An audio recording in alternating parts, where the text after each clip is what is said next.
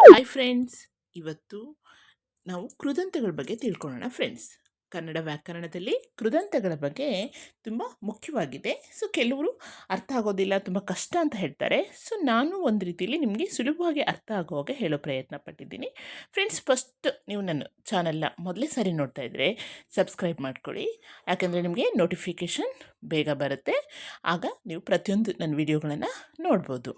ಹಾಗೆ ಕೆಲವರು ನನ್ನ ವಿಡಿಯೋಗಳನ್ನು ನೋಡ್ತಾ ಇದ್ದೀರಾ, ಸಬ್ಸ್ಕ್ರೈಬ್ ಮಾಡ್ಕೋತಾ ಇಲ್ಲ. ದಯವಿಟ್ಟು ಸಬ್ಸ್ಕ್ರೈಬ್ ಮಾಡ್ಕೊಳ್ಳಿ, ಲೈಕ್ ಮಾಡಿ, ಶೇರ್ ಮಾಡೋದನ್ನು ಮಾಡಿರಬೇಡಿ ಫ್ರೆಂಡ್ಸ್. ಹಾಗಿದ್ರೆ ನಾವು ಇವತ್ತು ಕೃದಂತಗಳಂದರೆ ಏನು, ಸೊ ಮೊದಲು ಕೃದಂತಗಳಂದರೆ ಏನು ಅನ್ನೋದನ್ನು ನೋಡೋಣ ಫ್ರೆಂಡ್ಸ್. ಇಲ್ಲಿ ಕೃದಂತಗಳು ಅಂದರೆ ಕ್ರಿಯಾಪದಗಳು. ಕ್ರಿಯಾಪದದ ಮೂಲ ರೂಪ ಧಾತು. ನೋಡಿ, ಕ್ರಿಯಾಪದದ ಮೂಲ ರೂಪ ಧಾತು. ಧಾತುಗಳಿಗೆ ಕೃತ್ ಪ್ರತ್ಯಯಗಳು ಸೇರಿ ಕೃದಂತಗಳು ಎಂದು ಕರೆಯುತ್ತಾರೆ. ಕೃದಂತಗಳಿಗೆ ಕೃನ್ನಾಮ ಎಂದು ಕೂಡ ಕರೆಯುವರು ಫ್ರೆಂಡ್ಸ್. ಇಲ್ಲಿ ಕ್ರಿಯಾಪದಗಳು ನೋಡಿ, ಕ್ರಿಯಾಪದದ ಮೂಲ ರೂಪನೇ ಧಾತು. ಓಕೆನಾ? ನಿಮಗೆ ಇನ್ನೊಂದು ವಿಡಿಯೋದಲ್ಲಿ ನಾನು ಕ್ರಿಯಾಪದಗಳು ಮತ್ತು ಧಾತು, ಅವ್ಯಯಗಳು ಇವುಗಳ ಬಗ್ಗೆ ನಾನು ಹೇಳ್ತಾ ಹೋಗ್ತೀನಿ. ಸೊ ಇಲ್ಲಿ ಧಾತುಗಳಿಗೆ ಕೃತ್ ಪ್ರತ್ಯಯಗಳು ಸೇರಿ ಕೃದಂತಗಳು ಎಂದು ಕರೆಯುತ್ತಾರೆ. ಈ ಕೃದಂತಗಳಿಗೆ ಇನ್ನೊಂದು ಹೆಸರಿದೆ, ಕೃನ್ನಾಮ ಅಥವಾ ಕುನ್ನಾಮ, ಎರಡೂ ಕರೀತಾರೆ ಫ್ರೆಂಡ್ಸ್. ಸೊ ಇಲ್ಲಿ ಕೃದಂತಗಳು ಅಂದರೆ ಏನು ಅಂತ ಗೊತ್ತಾಯಿತು. ಈಗ ಕೃದಂತಗಳು ನೋಡಿ, ಅವನು ಊರಿಗೆ ಹೋಗುತ್ತಾನೆ, ಊರಿಗೆ ಹೋಗುವನನ್ನು ಕರೆ, ಅವನು ಹಾಡನ್ನು ಬರೆಯುವವನು, ಹಾಡನ್ನು ಬರೆಯುವವನನ್ನು ಹಾಡುಗಾರ ಎನ್ನುವರು. ನೋಡಿ, ಇಲ್ಲಿ ಹೋಗು, ಬರೆ ಈ ಧಾತುಗಳಿಗೆ ಕಾಲಸೂಚಕ ಪ್ರತ್ಯಯಗಳು ಸೇರಿ ಕ್ರಿಯಾಪದಗಳಾಗಿವೆ. ಅದೇ ಧಾತುಗಳು ಕಾಲಸೂಚಕ ಪ್ರತ್ಯಯ ಮತ್ತು ಅ ಎನ್ನುವ ಪ್ರತ್ಯಯಗಳಲ್ಲದೆ ವಿಭಕ್ತಿ ಪ್ರತ್ಯಯಗಳು ಸೇರಿ ನಾಮಪದಗಳಾಗಿವೆ. ಈ ನಾಮಪದಗಳನ್ನು ಕೃದಂತ ನಾಮಗಳು ಅಂತ ಹೇಳ್ತಾರೆ. ನೋಡಿ, ಇಲ್ಲಿ ಕೃದಂತಗಳು ಅಂತ ಅಂದರೆ ಏನು? ಹೋಗು, ಬರೆ ಧಾತುಗಳಿಗೆ ಕಾಲಸೂಚಕ ಪ್ರತ್ಯಯಗಳು ಸೇರಿದಾಗ ಕ್ರಿಯಾಪದ ಆಗುತ್ತೆ. ಅದೇ ಧಾತುಗಳಿಗೆ ಕಾಲಸೂಚಕ ಪ್ರತ್ಯಯ ಅ ಎನ್ನುವ ಪ್ರತ್ಯಯಗಳಲ್ಲದೆ ವಿಭಕ್ತಿ ಪ್ರತ್ಯಯಗಳು ನೋಡಿ, ಪ್ರಥಮ, ಉ, ದ್ವಿತೀಯ, ಅನ್ನು. ಸೊ ಇದು ನಿಮ್ಗೆ ಗೊತ್ತಿಲ್ಲ ಅಂದರೆ ನಾನು ನೆಕ್ಸ್ಟ್ ಇನ್ನೊಂದು ವಿಡಿಯೋದಲ್ಲಿ ಅದ್ರ ಬಗ್ಗೆ ನಾನು ನಿಮಗೆ ತಿಳಿಸ್ಕೊಡ್ತೀನಿ ಫ್ರೆಂಡ್ಸ್. ವಿಭಕ್ತಿ ಪ್ರತ್ಯಯಗಳ ಬಗ್ಗೆ ಇನ್ನೊಂದು ಸಪ್ರೇಟಾಗಿ ವಿಡಿಯೋ ಮಾಡ್ತೀನಿ. ಓಕೆನಾ ಫ್ರೆಂಡ್ಸ್? ಸೊ ಇಲ್ಲಿ ವಿಭಕ್ತಿ ಪ್ರತ್ಯಯಗಳು ಸೇರಿ ನಾಮಪದಗಳಾಗ್ತವೆ. ಈ ನಾಮಪದಗಳನ್ನು ಏನಂತ ಕರೀತಾರೆ? ಕೃದಂತ ನಾಮಗಳು ಅಂತ ಕರೀತಾರೆ. ಸೊ ಈಗ ನಾವು ಕೃದಂತಗಳಲ್ಲಿ 3 ವಿಧಗಳಿದ್ದಾವೆ. ಒಂದು ಕೃದಂತ ನಾಮ, ಇನ್ನೊಂದು ಕೃದಂತ ಭಾವನಾಮ, ಇದೊಂದು ಕೃದಂತಾವ್ಯಯಗಳು. ನೋಡಿ ಫ್ರೆಂಡ್ಸ್, ಇವು 3 ವಿಧಗಳು. ಯಾವ್ಯಾವುದು? ಕೃದಂತ ನಾಮ, ಕೃದಂತ ಭಾವನಾಮ, ಕೃದಂತಾವ್ಯಯಗಳು. ಸೊ ನೆಕ್ಸ್ಟ್ ನೋಡಿ, ಕೃದಂತ ನಾಮ ಒಂದೊಂದ್ರ ಬಗ್ಗೆ ನಾವು ನೋಡ್ತಾ ಹೋದಾಗ, ಧಾತುಗಳಿಗೆ ಕರ್ತೃ ಮೊದಲಾದ ಅರ್ಥಗಳಲ್ಲಿ ಸಾಮಾನ್ಯವಾಗಿ ಅ ಎನ್ನುವ ಕೃತ್ ಪ್ರತ್ಯಯ ಬರುತ್ತದೆ. ಆಗ ಧಾತುವಿಗೂ ಕೃತ್ ಪ್ರತ್ಯಯ ನಡುವೆ ವರ್ತಮಾನ ಭವಿಷ್ಯತ್ ಕಾಲಗಳಲ್ಲಿನ ವ, ಉವ ಕಾಲಸೂಚಕ ಪ್ರತ್ಯಯಗಳು, ಭೂತಕಾಲದಲ್ಲಿನ ಧ ಎಂಬ ಕಾಲಸೂಚಕ ಪ್ರತ್ಯಯವು ನಿಷೇಧಾರ್ಥದಲ್ಲಿ ಅಧ ಎಂಬುದು ಆಗಮವಾಗುತ್ತದೆ. ಇವನ್ನು ಕೃದಂತ ನಾಮಗಳೆನ್ನುವರು. ನೋಡಿ, ಧಾತುಗಳಿಗೆ ಕರ್ತೃ ಮೊದಲಾದ ಅರ್ಥಗಳಲ್ಲಿ ಸಾಮಾನ್ಯವಾಗಿ ಅಕಾರ ಬಂದು ಸೇರುತ್ತೆ. ಧಾತುವಿಗೆ ಕೃತ್ ಪ್ರತ್ಯಯದ ನಡುವೆ ವರ್ತಮಾನ ಭವಿಷ್ಯತ್ ಕಾಲಗಳಲ್ಲಿ ಅಂದರೆ ಕಾಲಸೂಚಕಗಳು ನೋಡಿ, ವರ್ತಮಾನ, ಭವಿಷ್ಯತ್ ಕಾಲ, ಭೂತಕಾಲ, ಈ ರೀತಿ ಕಾಲಸೂಚಕಕ್ಕೆ ಸಂಬಂಧಪಟ್ಟಂತ ವ, ಉವ ಈ ಪ್ರತ್ಯಯಗಳು ಸೇರುತ್ತೆ. ಭೂತಕಾಲದಲ್ಲಿ ನಡೀತಕ್ಕಂಥ ದಕಾರ ಬಂದು ಸೇರುತ್ತೆ. ಸೊ ಇಂತಹ ಪ್ರತ್ಯಯಗಳಲ್ಲಿ ನಿಷೇಧಾರ್ಥ ಅಂದ್ರೇನು? ಯಾವುದೋ ಒಂದು ಸೂಚನೆ ಕೊಡದೇ ಇರೋದು. ಓಕೆನಾ? ಅದಕ್ಕೇನು ಒಂದು ಕೊನೆ ಅನ್ನೋದು ಗೊತ್ತಿರೋದಿಲ್ಲ. ಅಂತಹ ನಿಷೇಧಾರ್ಥದಲ್ಲಿ ಕೆಲವೊಂದು ಅಧ ಅನ್ನೋ ಅಕ್ಷರಗಳು ಬಂದು ಆಗಮ ಆಗುತ್ತೆ. ಸೊ ಇವನ್ನ ಕೃದಂತ ನಾಮಗಳಂತ ಹೇಳ್ತಾರೆ. ಇವು ನೀವು ಮುಖ್ಯವಾಗಿ ನೆನ್ಪಿಟ್ಕೋಬೇಕು. ಅಂದರೆ ಭೂತ, ಭವಿಷ್ಯತ್ ಕಾಲ ಮತ್ತು ವರ್ತಮಾನ ಕಾಲ, ನಿಷೇಧ, ಈ ಒಂದು ಕಾಲಗಳಲ್ಲಿ, ಈ ಒಂದು ಸಂದರ್ಭದಲ್ಲಿ ಯಾವ ಅಕ್ಷರಗಳು ಬರುತ್ತೆ. ನೀವು ಉದಾಹರಣೆಯನ್ನು ನೋಡಿದಾಗ ಫ್ರೆಂಡ್ಸ್, ಇಲ್ಲಿ ನೋಡಿ, ಇಲ್ಲಿ ಕೃದಂತ ನಾಮಕ್ಕೆ ಉದಾಹರಣೆಗಳು. ಇಲ್ಲಿ ಧಾತು ಪದ, ವರ್ತಮಾನ ಮತ್ತು ಕೃದಂತ. ಇಲ್ಲಿ ಮಾಡು ಅಂತ ಇದೆ. ಮಾಡು ಪ್ಲಸ್ ವ ಪ್ಲಸ್ ಅ, ಮಾಡುವ. ನೋಡಿ, ಅವಾಗ ಏನಾಗುತ್ತೆ? ಇದು ಯಾವುದು? ವರ್ತಮಾನ ಕಾಲದಲ್ಲಿ ಇದು ಯಾವ ಕಾರ ಬಂತು? ವಕಾರ ಬಂತು ಫ್ರೆಂಡ್ಸ್. ಓಕೆನಾ? ಅದೇ ಥರ ನೋಡಿ, ತಿನ್ನು ಅಂತ ನೋಡಿದಾಗ ತಿನ್ನು ಪ್ಲಸ್ ವ ಪ್ಲಸ್ ತಿನ್ನುವ. ಓಕೆನಾ? ಇಲ್ಲಿ ಅಕಾರ ಬಂತು. ಸೊ ತಿನ್ನುವ ಅ ಬಂತು, ಅದು ವರ್ತಮಾನ ಕಾಲ. ಸೊ ಇಲ್ಲಿ ಭೂತಕೃದಂತ ನೋಡಿ, ಮಾಡು ಭೂತಕಾಲ ಅಂದರೆ ಭೂತಕೃದಂತ ಅಂದರೆ ಭೂತಕಾಲದಲ್ಲಿ ನಡೀತಕ್ಕಂಥದ್ದು. ಸೊ ಇಲ್ಲಿ ಮಾಡು ಪ್ಲಸ್ ದ, ಮಾಡಿದ. ತಿನ್ನು ಪ್ಲಸ್ ದ ಪ್ಲಸ್ ಅ, ತಿಂದ. ಭೂತಕಾಲ ಆಗೋಯ್ತು, ತಿಂದ. ಹೌದಾ? ವರ್ತಮಾನ ಅಂದರೆ ಇವಾಗ ನಡೆಯೋದು. ಭೂತಕಾಲ ಅಂದರೆ ಆಗೋಯ್ತು. ಹೌದಾ? ಭವಿಷ್ಯತ್ ಕಾಲ ಅಂದರೆ ಮುಂದೆ ಆಗೋದು. ಸೊ ಇಲ್ಲಿ ನಿಷೇಧ ಕೃದಂತ. ಇಲ್ಲಿ ನಿಷೇಧ ಕೃದಂತ ಅಂತ ಬರುತ್ತೆ. ಮಾಡು ಪ್ಲಸ್ ಅದ ಪ್ಲಸ್ ಮಾಡದ. ತಿನ್ನು ಪ್ಲಸ್ ಅದ ಪ್ಲಸ್ ತಿನ್ನದ. ಸೊ ಹೀಗೆ ವರ್ತಮಾನ ಕಾಲದಲ್ಲಿ ಭೂತಕಾಲದಲ್ಲಿ ನಿಷೇಧ ಕೃದಂತದಲ್ಲಿ ಅಧ. ಸೊ ಹೀಗೆ ಬಂದಾಗ ಮತ್ತೆ ವರ್ತಮಾನ ಕಾಲ ಅಂತ ಕೂಡ ಬರುತ್ತೆ. ಉದಾಹರಣೆಗೆ ನಿಮಗೆ ಬರೆ ಪ್ಲಸ್ ಪ್ಲಸ್ ಬರೆಯುವವ ಬಂತು. ಹೌದಾ ಫ್ರೆಂಡ್ಸ್? ಹೀಗೆ ಇವು ಒಂದೇ ರೂಪವನ್ನು ಪಡಿತವೆ. ವರ್ತಮಾನ ಭವಿಷ್ಯತ್ ಕೃದಂತಗಳಲ್ಲಿ ಒಂದೇ ರೂಪ ಪಡೆದು ಇವೆರಡು ಕೃದಂತಗಳಲ್ಲಿ ಕಾಲಸೂಚಕ ಪ್ರತ್ಯಯ ಒಂದೇ ಬಗೆಯ ಥರ ಕಾಣುತ್ತೆ. ಈಗ ನೀವು ಮೇಲೆ ಈ ಉದಾಹರಣೆಗಳನ್ನು ನೋಡಿದಾಗ ನಿಮ್ಗೇನಾಯಿತು? ವರ್ತಮಾನ, ಭೂತ, ನಿಷೇಧಾರ್ಥ, ಕೃದಂತನಾಮ, ಪ್ರಕೃತಿಗಳಿಗೆ ವಿಭಕ್ತಿ ಪ್ರತ್ಯಯಗಳು ಸೇರಿ ಮತ್ತು ಏನು ಪುಲ್ಲಿಂಗ, ಸ್ತ್ರೀಲಿಂಗ, ನಪುಂಸಕ ಲಿಂಗಗಳಲ್ಲಿ ಯಾವ ರೀತಿ ಕೃದಂತ ನಾಮಪದಗಳಾಗುತ್ತೆ. ಈಗ ನೋಡಿ ಉದಾಹರಣೆಗೆ ಇಲ್ಲಿ ಪುಲ್ಲಿಂಗ ಏಕವಚನ ಬಹುವಚನ ಮಾಡು ಇದು ಧಾತು. ಹೌದಾ? ಮಾಡುವವನು ಬಹುವಚನದಲ್ಲಿ ಮಾಡುವವರು, ಸ್ತ್ರೀಲಿಂಗದಲ್ಲಿ ಮಾಡುವವಳು, ಬಹುವಚನದಲ್ಲಿ ಮಾಡುವವರು.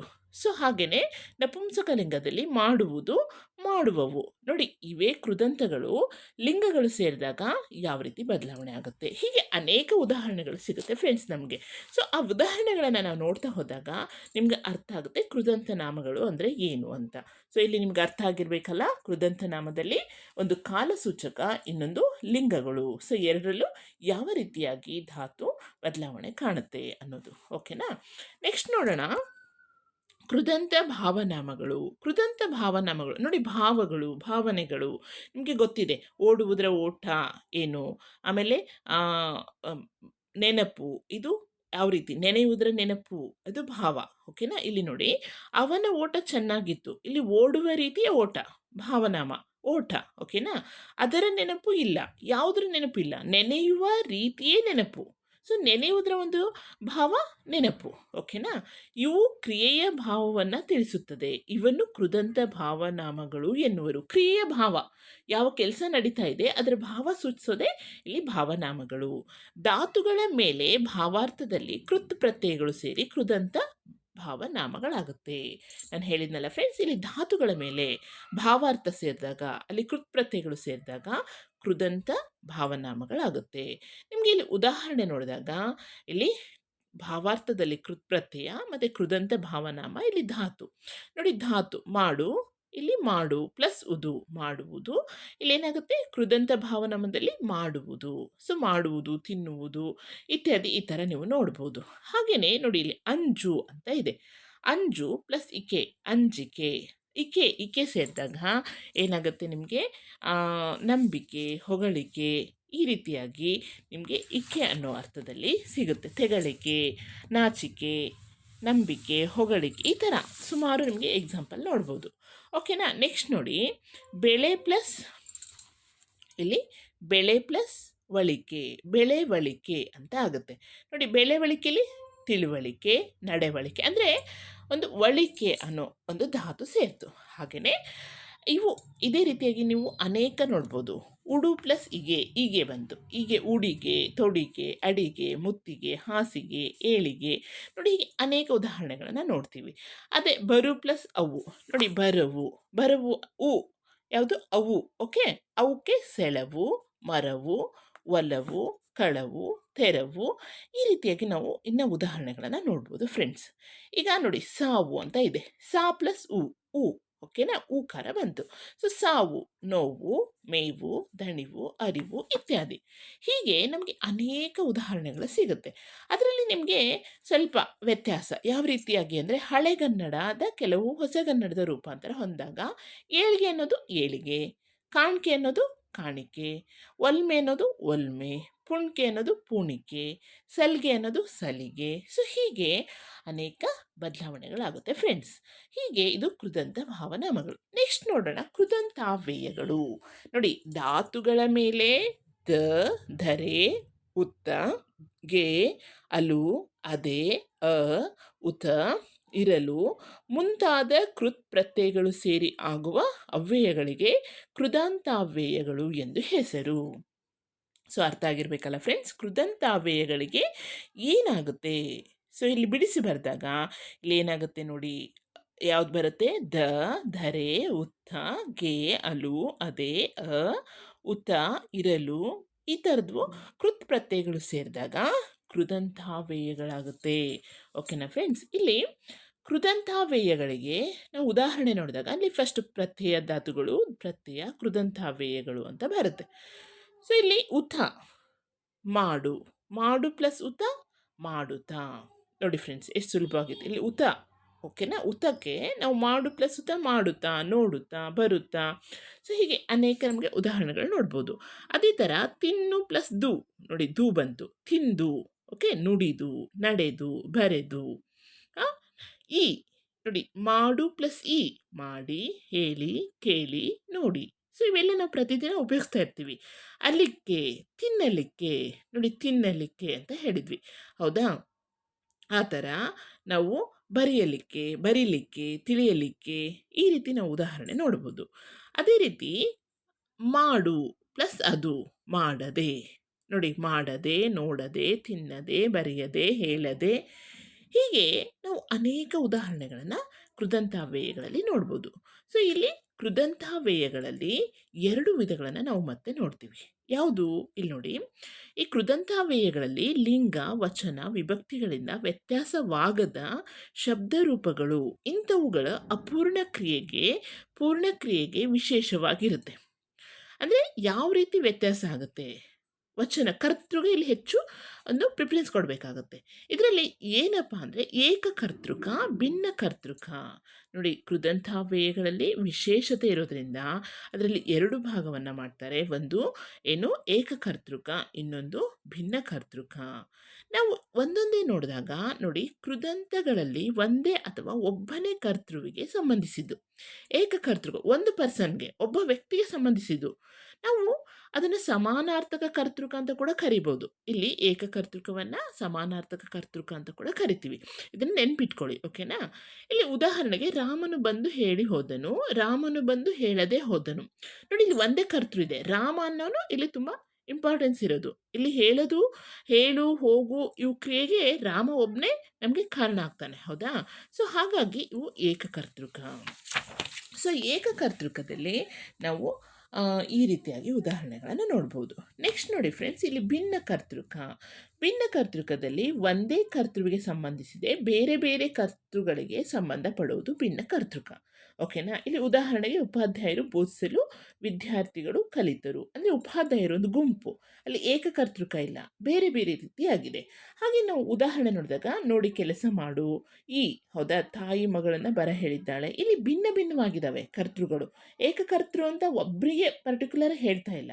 ಸೊ ಹೀಗೆ ಫ್ರೆಂಡ್ಸ್ ನಾವು ಈ ಒಂದು ಕೃದಂತಾವ್ಯಯಗಳು, ನೋಡಿ ಕೃದಂತಾವ್ಯಯಗಳು ಮತ್ತು ಇದರಲ್ಲಿ 2 ವಿಧಗಳು, ಒಂದು ಏಕಕರ್ತೃಕ, ಇನ್ನೊಂದು ಭಿನ್ನ ಕರ್ತೃಕ. ಈ ರೀತಿ ಉದಾಹರಣೆಗಳೊಂದಿಗೆ ನಾವು ನೋಡಿದಾಗ ನಿಮಗೆ ಅರ್ಥ ಆಗುತ್ತೆ ಫ್ರೆಂಡ್ಸ್. ಈಗ ನಿಮಗೆ ಕೃದಂತಗಳು ಅನ್ನೋದು ಅರ್ಥ ಆಗಿರಬೇಕು. ಸೊ ಕೃದಂತ ಅದರಲ್ಲಿ ನಮಗೆ ಮುಖ್ಯವಾಗಿ ಬರೋದು ಕೃತ್ ಪ್ಲಸ್ ಅಂತ, ಓಕೆನಾ? ಧಾತು ಪ್ಲಸ್ ಕೃತ್ ಪ್ರತ್ಯಯ ಕೃದಂತ. ಇದು ನೆನ್ಪಿಟ್ಕೊಳ್ಳಿ. ಅಂದರೆ ನಿಮಗೆ ಒಂದು ಯಾವ ರೀತಿಯಾಗಿ ಸುಲಭವಾಗಿ ಕಂಡು ಹಿಡ್ಕೊಳೋದು. ಇದರಲ್ಲಿ 3 ಬಗೆಗಳು. ಒಂದು ಕೃದಂತ ನಾಮ, ಇನ್ನೊಂದು ಕೃದಂತ ಭಾವನಾಮ, ಕೃದಂತಾವ್ಯಯ. ಓಕೆನಾ? ಕೃದಂತ ನಾಮದಲ್ಲಿ ಧಾತು ಪ್ಲಸ್ ಅಕೃತ್ ಪ್ರತ್ಯಯ. ಅಂದರೆ ಏನೇನು ಬರುತ್ತೆ ಫ್ರೆಂಡ್ಸ್ ನಿಮಗೆ? ವ, ಉವ, ದ, ಅಧ. ಅಂದರೆ ಆಗಮ ಆಗುತ್ತೆ. ಸೊ ಅವು ಮಾಡುವ, ಮಾಡಿದ, ಮಾಡದ. ಸೊ ಈ ರೀತಿ ನಿಮಗೆ ಉದಾಹರಣೆಗಳು ಕಾಣಸಿಗುತ್ತೆ. ಇನ್ನು ಕೃದಂತ ಭಾವನಾಮದಲ್ಲಿ ಧಾತು ಪ್ಲಸ್ ಭಾವಾರ್ಥದಲ್ಲಿ ಕೃತ್ ಪ್ರತ್ಯಯ. ವಿಕೆ, ಮಾಡುವಿಕೆ, ಮಾಟ, ಆಟ, ಕೊರತೆ, ಈ ಥರ ಉದಾಹರಣೆಗಳನ್ನು ನೀವು ನೋಡ್ತೀರಾ ಫ್ರೆಂಡ್ಸ್. ಕೃದಂತಾವ್ಯಯದಲ್ಲಿ ಅವ್ಯಯ ಕೃದಂತ ಅಂದರೆ ಧಾತು ಪ್ಲಸ್ ಅಲು, ಅಲಿಕ್ಕೆ, ಉತ್ತ, ದರೆ ಇತ್ಯಾದಿ ಪ್ರತ್ಯಯಗಳು. ಮಾಡಲು, ಮಾಡಲಿಕ್ಕೆ, ಮಾಡಿದರೆ, ಮಾಡುತ್ತಾ. ಸೊ ಹೀಗೆ ಒಂದು ಸಿಂಪಲ್ ಆಗಿ ನೀವು ಈ ಸೂತ್ರದ ಮುಖಾಂತರ ಈ ಕೃದಂತಗಳನ್ನು ತಿಳ್ಕೊತೀರಾ ಫ್ರೆಂಡ್ಸ್. ಹಾಗಿದ್ರೆ ನಾನು ಹೇಳ್ತಕ್ಕಂಥ ಇವತ್ತು ಕೃದಂತಗಳು ನಿಮ್ಗೆ ಅರ್ಥ ಆಗಿರಬೇಕು ಅಂದ್ಕೊಂಡಿದ್ದೀನಿ. ಸೊ ಏನಾದ್ರು ಸಂದೇಹ ಇದ್ರೆ ಕೇಳಿ ಫ್ರೆಂಡ್ಸ್. ಹಾಗೆಯೇ ಸರಿಯಾಗಿ ಅರ್ಥ ಮಾಡಿಕೊಂಡು ಕಲೀರಿ. ನಿಮಗೆ ಯಾವುದೇ ಪರೀಕ್ಷೆಯಲ್ಲಾದರೂ ಇದು ಸುಲಭ ಆಗುತ್ತೆ ಫ್ರೆಂಡ್ಸ್. ಓಕೆ, ಧನ್ಯವಾದಗಳು ಫ್ರೆಂಡ್ಸ್.